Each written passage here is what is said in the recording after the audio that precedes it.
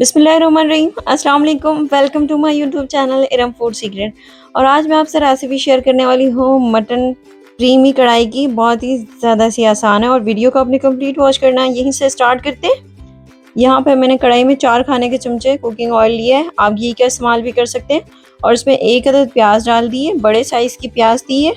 और इसे थोड़ा सा फ्राई कर लेंगे कि इसका कच्चापन ख़त्म हो जाए। हमने इसे कोई गोल्डन ब्राउन नहीं करना है। अब इसमें 2 अदर टमाटर डाल दिए। टमाटर आपने ज़्यादा सुर्ख वाले लेने हैं।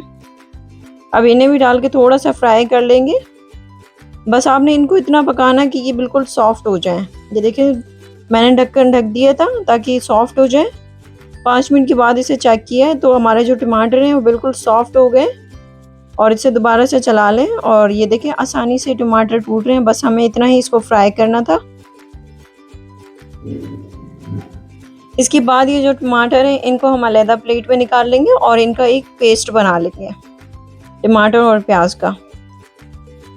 रेसिपी को आपने सेम इसी तरीके से बनाना है, बहुत ही मज़ेदार बनेगी। इसी तरीके से मैंने इनको सारे को निकाल लिया और इसे ब्लेंडर में डाल के ब्लेंड कर लेंगे। और थोड़ा सा पानी डाल लीजिएगा अगर आपको ज़रूरत हो तो, नहीं तो वैसे ही इनका बहुत अच्छा पेस्ट बन जाएगा। अब इसमें लहसुन अदरक का पेस्ट डाल दिया है उसी ऑयल में, बिल्कुल थोड़ा सा ऑयल बचा है। लहसुन अदरक का पेस्ट आपने फ्रेश ही इस्तेमाल करना है इसमें। और इसके बाद ये मटन डाल देंगे 1 किलो के जितना। यहाँ पे मैं बकरे का गोश्त इस्तेमाल कर रही हूँ, आप चिकन में भी बना सकते हैं, उसके अलावा बीफ में भी बना सकते हैं इस रेसिपी को। इसके बाद नमक डाल देंगे 1 खाने का चमचा। नमक पहले डालना इसलिए ज़रूरी है ताकि हमारा जो मटन है उसके अंदर तक नमक बैठ जाए।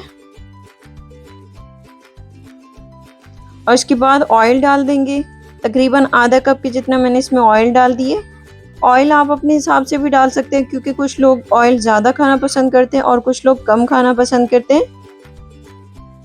अब इसे अच्छी तरीके से हम भून लेंगे जब इसका कलर बिल्कुल चेंज हो जाएगा। वीडियो को आपने कंप्लीट वॉच करना है। और इसके अलावा अगर आपको वीडियो पसंद आती है तो आपने इसे लाइक भी कर देना है। देखिए अच्छी तरीके से भून गया, तकरीबन 6 से 7 मिनट इसमें लग जाएंगे। अब इसमें डाल देंगे पानी। मैं इसे बगैर प्रेशर कुकर के बना रही हूँ तो इस वजह से इसमें पानी ज़्यादा डलेगा। और इसे तकरीबन कुक कर लेंगे 1 घंटे के लिए। 45 से 1 घंटा इसमें लग जाएगा। फ्लेम आपने बिल्कुल लो कर देनी। जब इसमें बबल आने लग जाए उसके बाद फ्लेम आपने लो करके और ढक के पकाना है। बीच बीच में आपने इसे चेक भी करते रहना है। का गोश्त फ्रेश है, ताज़ा गोश्त का इस्तेमाल करें तो वो जल्दी गल जाएगा। ये देखें 1 घंटे के बाद मैंने इसे चेक किया, ये इस तरह का मटन हमारा सारा गल चुका है। तो अब इसमें डाल देंगे पेस्ट, वही टमाटर और प्याज का पेस्ट जो हमने बना के रखा था, जिनको पहले फ्राई किया। और इसमें थोड़ा सा पानी डाल के इसे खंगाल लिया और वो भी इसके अंदर ऐड कर दिया। अब इसे चला लेंगे। फ्लेम आपने यहाँ पे मीडियम टू हाई रखनी है और आपने इसे मुसलसल चमचे से चलाते भी रहना है क्योंकि फ्लेम हाई है ऑलरेडी। अच्छी तरीके से भुनने लग गया है। यहाँ पे सारा मेन काम आ जाता है इसकी भुनाई का। अब इसमें डाल देंगे दही, जिसको मैंने अच्छी तरीके से फेंट लिया था। 4 खाने के चमचे वो डाल दिए इसमें। इसके बाद फिर दोबारा से इसे कुक करेंगे। फ्लेम आपने यहाँ पे मीडियम रखनी है। ये देखें 3 से 4 मिनट तक इसे फ्राई किया। उसके बाद ये इस तरह की पोजीशन हो गई है। तो इसमें हरी मिर्ची डाल दी है 10 अदद। ये बिल्कुल छोटी साइज़ की है और ये इतनी ज़्यादा तीखी भी नहीं है, इस वजह से मैंने इसमें ज़्यादा हरी मिर्चों का इस्तेमाल किया है, जिनको बीच में से चीरा लगा के डाल दिया है। कढ़ाई बनाते वक्त आपने इस चीज़ का भी ख्याल रखना है कि जो आप चमचा इस्तेमाल कर रहे हैं वो बिल्कुल फ्लैट हो। जिस तरह से राइस बनाते हैं इस चमचे से, ये वाला चमचा इस्तेमाल कर रही हूँ ताकि जो हमारे मटन है या फिर गोश्त की बोटियाँ टूटे ना। और अब इसमें जाएगा कूटा हुआ ज़ीरा आधे खाने का चमचा और कुटी हुई काली मिर्च वो भी आधे खाने का चमचा। इससे इसका बहुत अच्छा टेस्ट आ जाता है।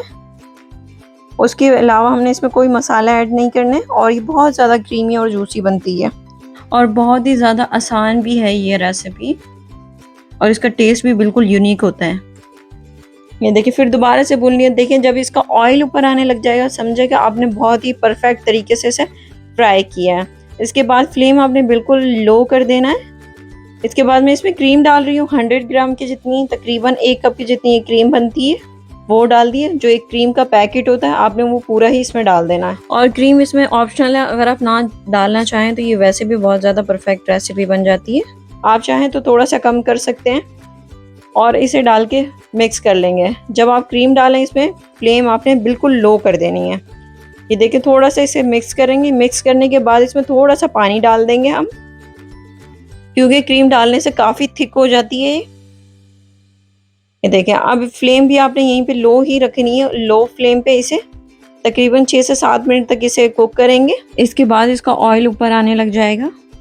आप क्रीम की जगह इसमें मलाई का भी इस्तेमाल कर सकते हैं, लेकिन मलाई को अच्छी तरीके से मिक्स करके बिल्कुल उसका पेस्ट बना दें, वो आप इसमें ऐड कर सकते हैं। अब इसके अंदर हम डाल देंगे कसूरी मेथी। इसको थोड़ा सा क्रश कर लीजिए, या आपको कहीं से भी आसानी से मिल जाएगी।